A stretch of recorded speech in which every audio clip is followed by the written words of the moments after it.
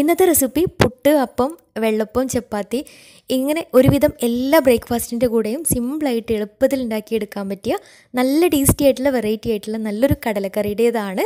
ഉണ്ടാക്കിയെടുക്കാൻ നല്ല എളുപ്പമാണ്, നല്ല ടേസ്റ്റുമാണ് ഇത് കഴിക്കാനായിട്ട്. അപ്പോൾ എങ്ങനെയാണ് ഈ ഒരു കടലക്കറി തയ്യാറാക്കുന്നത് നോക്കാം. അപ്പോൾ കടലക്കറി തയ്യാറാക്കിയെടുക്കാനായിട്ട് ആദ്യം തന്നെ 1 കപ്പ് കടല തലേ ദിവസം രാത്രി തന്നെ വെള്ളത്തിലിട്ട് കുതിർത്ത് വെച്ചിട്ടുള്ളതായിരുന്നു. അപ്പോൾ നന്നായിട്ട് കഴുകി വൃത്തിയാക്കിയിട്ട് ഇനിയൊരു കുക്കറിലേക്ക് ഇട്ട് കൊടുക്കാം. കടല ചുരുങ്ങിയത് ഒരു 5-6 മണിക്കൂറെങ്കിലും വെള്ളത്തിലിട്ട് കുതിർത്ത് വെക്കുക.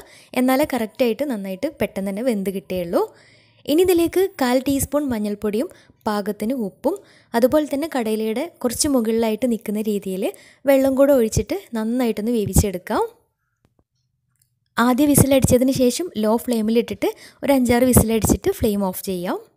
അപ്പോൾ ഈ ഒരു സമയം കൊണ്ട് ഇതിലേക്കുള്ള മറ്റു സംഭവങ്ങൾ റെഡിയാക്കി എടുക്കാം. അപ്പോൾ അതിന് വേണ്ടിയിട്ട് ഒരു പാൻ സ്റ്റൗവിൽ വെച്ചിട്ടുണ്ട്.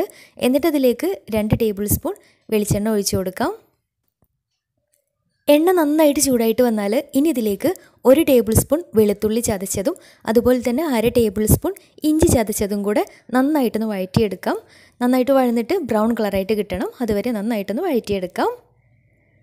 അപ്പോൾ ഏകദേശം വഴന്ന് വന്നാൽ ഇനി ഇതിലേക്ക് 2 ചെറിയ സവാള ചെറുതായിട്ട് കനം കുറഞ്ഞ് അരിഞ്ഞിട്ട് അതും കൂടി ഇതിലേക്ക് ചേർത്തിട്ട് നന്നായിട്ട് വഴറ്റിയെടുക്കാം. സവാള വഴറ്റിയെടുക്കുന്ന സമയത്ത് ഇതിലേക്ക് 2 പച്ചമുളക് നീളത്തിൽ അരിഞ്ഞതും അതുപോലെ തന്നെ നല്ലൊരു ഫ്ലേവറിന് വേണ്ടിയിട്ട് കുറച്ച് കറിവേപ്പിലയും കൂടി ചേർത്തിട്ടാണ് വഴറ്റിയെടുക്കുന്നത്. ഇനി സവാള ഏകദേശം ഒന്ന് കളറൊക്കെ മാറി ബ്രൗൺ കളറായിട്ട് കിട്ടണം.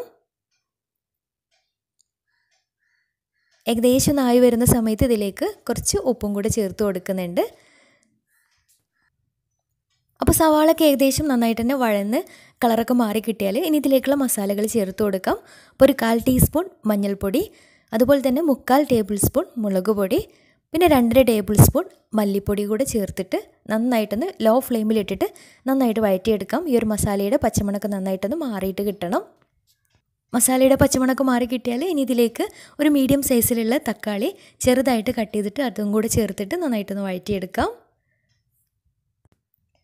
അപ്പോൾ തക്കാളി ഒരുപാട് വഴന്ന് ഉടഞ്ഞു പോകാൻ നിൽക്കേണ്ട ആവശ്യമില്ല. ഇനി ഇതിലേക്ക് നമ്മൾ വേവിച്ച് വെച്ചിട്ടുള്ള കടല ചാറോട് കൂടി തന്നെ ഇതിലേക്ക് ഒഴിച്ചിട്ട് നന്നായിട്ടൊന്ന് മിക്സ് ആക്കിയിട്ടെടുക്കാം. കടലയും കൂടി ചേർത്ത് നന്നായിട്ട് മിക്സാക്കി എടുത്തതിന് ശേഷം ഇനി ഇതിലേക്കൊരു 3/4 ടീസ്പൂൺ ഗരം മസാല കൂടെ ചേർത്തിട്ട് നന്നായിട്ട് മിക്സാക്കി ഇനി ഇതൊന്ന് അടച്ച് വെച്ച് ഒരു 5-10 മിനിറ്റ് നന്നായിട്ടൊന്ന് വേവിച്ചിട്ടെടുക്കാം. ഒരു മസാലയും എല്ലാം കൂടെ കടലിലേക്കും എല്ലാം കൂടെ ഒന്ന് പിടിച്ച് കിട്ടാൻ വേണ്ടിയിട്ടാണ്. ചാറ് ചെറുതായിട്ടൊന്ന് കുറുകിയിട്ട് കിട്ടാൻ വേണം.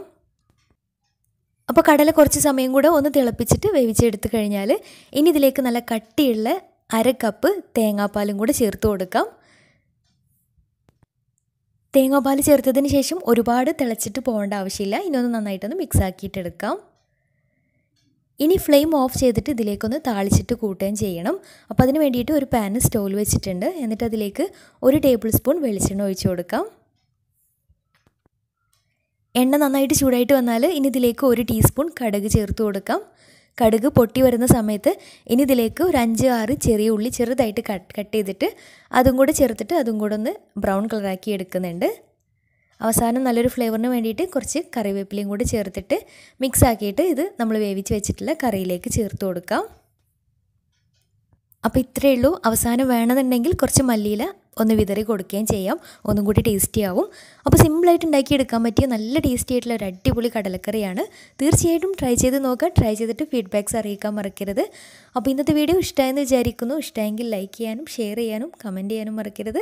അപ്പോൾ നല്ല അടിപൊളി വീഡിയോയുമായി വീണ്ടും വരാം. അതുവരെ take care, bye, thank U.